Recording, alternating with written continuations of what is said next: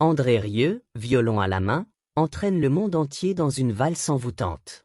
Ses concerts, véritables spectacles d'une grandeur inégalée, remplissent des stades à travers le globe, attirant des foules qui vibrent au rythme de ses mélodies.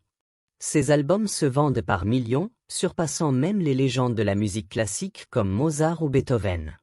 Au cœur d'une paisible ville européenne, Maastricht, il réside dans un château digne des contes de fées, un symbole éclatant de son succès. Mais ce n'est que la partie visible d'un empire bien plus vaste. Entre jets privés rutilants, carrosses dorées tirées par des chevaux majestueux, et un portefeuille immobilier aussi discret qu'impressionnant, la fortune d'André Rieu semble frôler le mythe.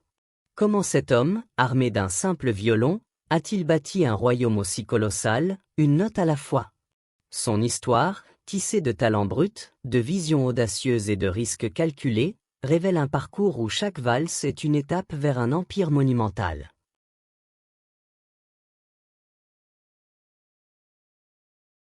Adolescent, André intègre les conservatoires royaux de Liège et de Bruxelles, où il excelle rapidement. À tout juste 20 ans, il obtient ses diplômes avec les plus hautes distinctions, maîtrisant les subtilités du violon classique avec une aisance qui impressionne ses professeurs. Mais malgré ses prouesses techniques, il ressent une frustration croissante face à l'austérité des concerts symphoniques.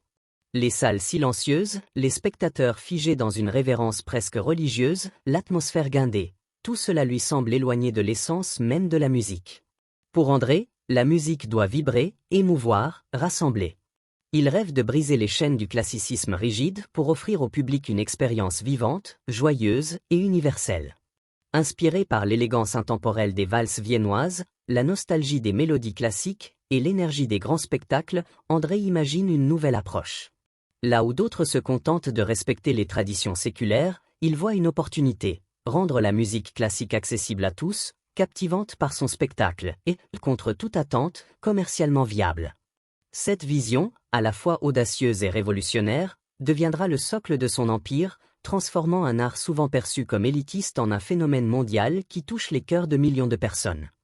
En 1987, André Rieu pose la première pierre de son rêve en fondant l'orchestre Johann Strauss.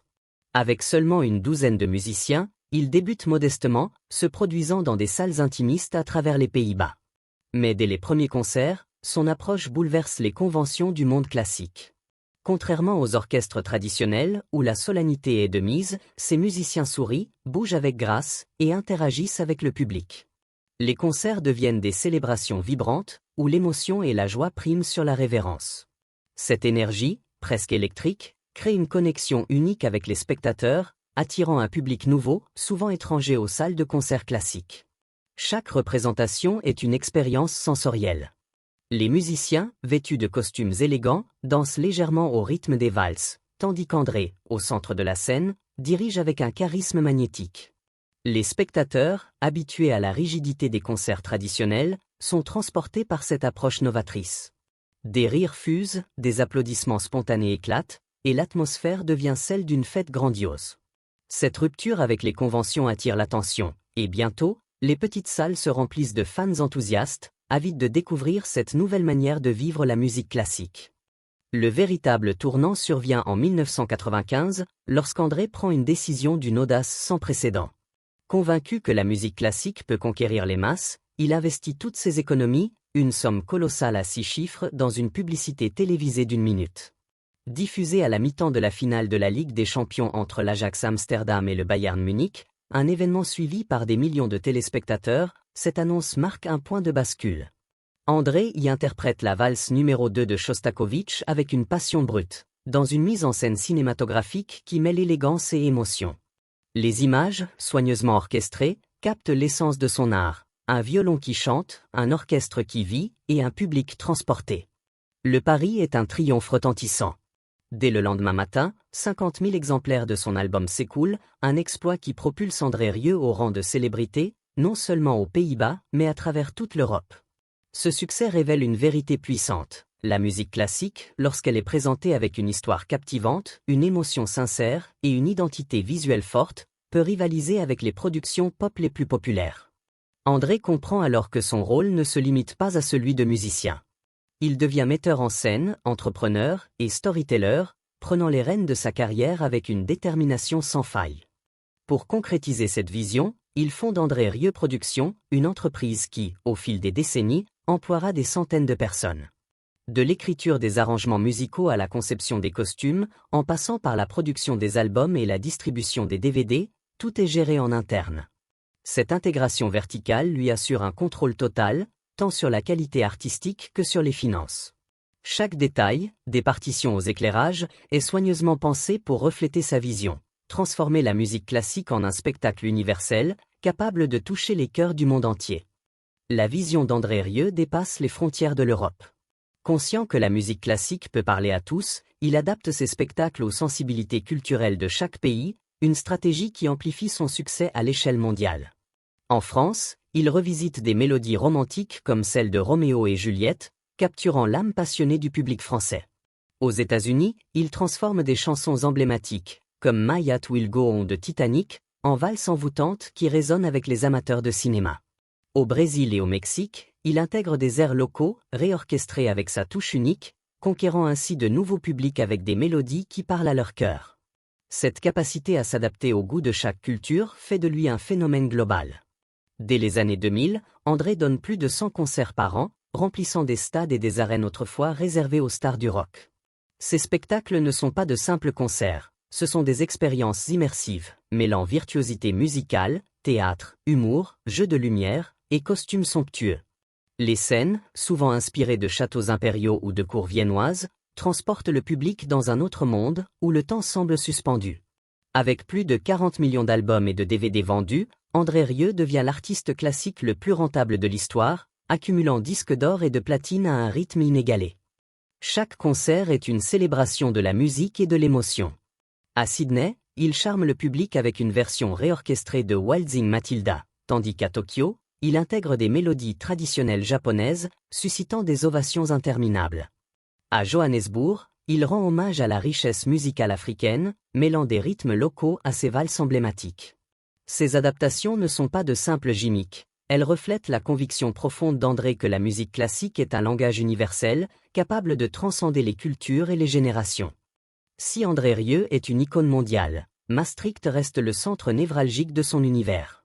Cette ville néerlandaise, nichée près des frontières belges et allemandes, n'est pas seulement son lieu de naissance, elle est le symbole de son héritage artistique et économique.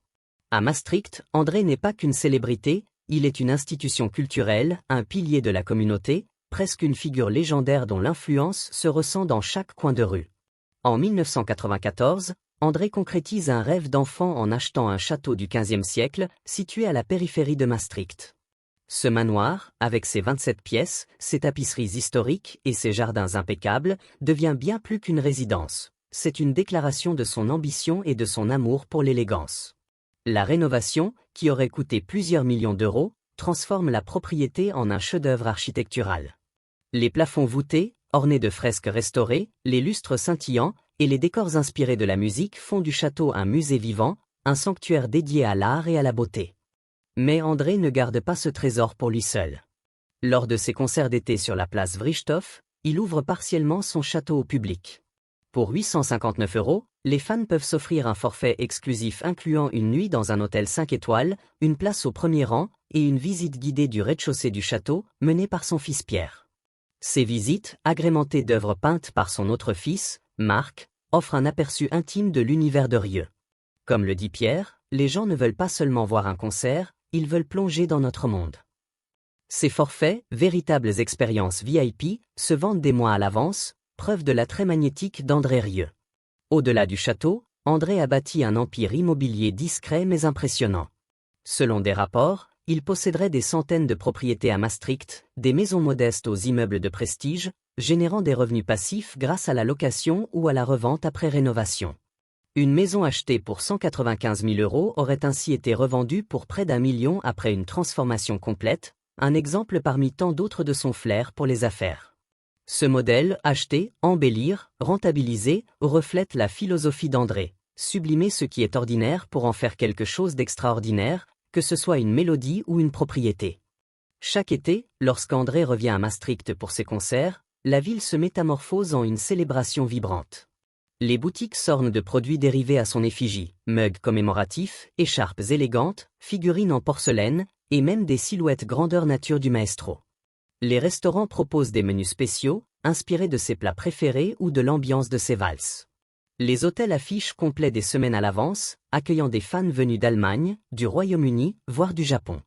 Pendant quelques jours, Maastricht, cette paisible ville universitaire, devient un hommage vivant à son fils prodige. Les concerts sur la place Vrijthof, retransmis dans plusieurs pays, sont des spectacles dignes d'un film. Des milliers de spectateurs se rassemblent chaque soir devant des écrans géants, des scènes fleuries, et un orchestre vêtu de costumes d'époque. Les habitants observent depuis leurs balcons, les touristes dansent dans les rues, et l'atmosphère est empreinte d'une magie collective. Lorsque la musique s'arrête et que les lumières s'éteignent, Maastricht reste enrichi, non seulement économiquement, mais aussi émotionnellement. André Rieu a transformé sa ville natale en une capitale européenne de la musique classique, ne serait-ce que pour quelques semaines magiques chaque année. Le succès d'André Rieu ne repose pas seulement sur sa musique, il a créé une véritable industrie du divertissement, unique en son genre.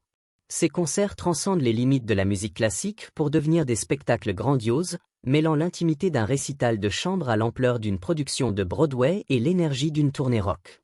Les décors, parfois hauts de 30 mètres, évoquent des châteaux impériaux, avec des fontaines mouvantes, des feux d'artifice, et des carrosses dorées tirées par des chevaux, rappelant les fastes de la cour de l'impératrice Sissi. Chaque élément, des costumes au jeu de lumière, est conçu pour transporter le public dans un univers féerique, où le temps semble suspendu. Cette ambition a un coût. Chaque concert peut représenter une dépense de 2 à 2,5 millions d'euros, selon le lieu et la logistique. Mais André a su transformer ses dépenses en investissements rentables.